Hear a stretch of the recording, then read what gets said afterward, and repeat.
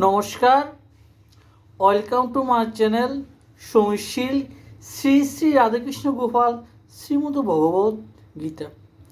এই যে আমি চ্যানেল করেছি গীতা, কিন্তু আমি আজকের থেকে পড়িনি।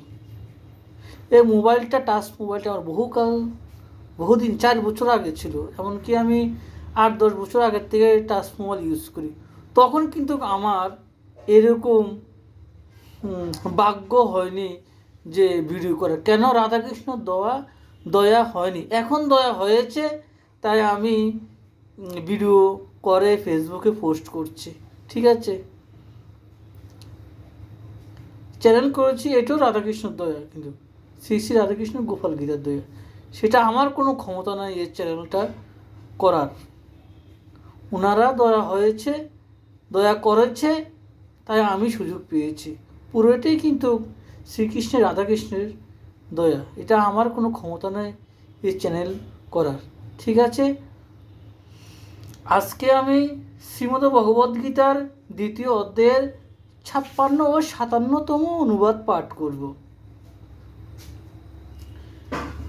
যিনি দুঃখে বিচলিত হন না এবং সুখ লাভের আকাঙ্ক্ষা যাহার নাই, যাহার মনে আসক্তি, ভয় বা ক্রোধ কিছুই নাই, সে ব্যক্তিকে স্থিতপ্রজ্ঞ সন্ন্যাসী বলা হয়। যাহার কিছুর উপর মমতা নাই এবং যিনি ভালো বা মন্দতে সুখী বা অসুখী হন না, তাহারই বুদ্ধি স্থির হইয়াছে। এখন আমি গীতা মাহাত্ম্য পাঠ করব।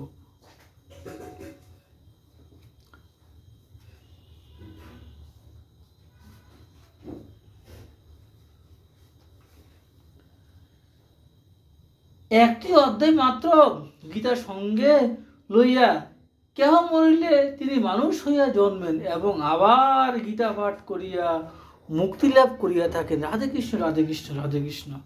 শ্রী শ্রী রাধাকৃষ্ণ গোপাল শ্রীমদ ভগবত গীতা কি জয়। শ্রী শ্রী রাধাকৃষ্ণ গোপাল শ্রীমদ ভগবত গীতা কি জয়।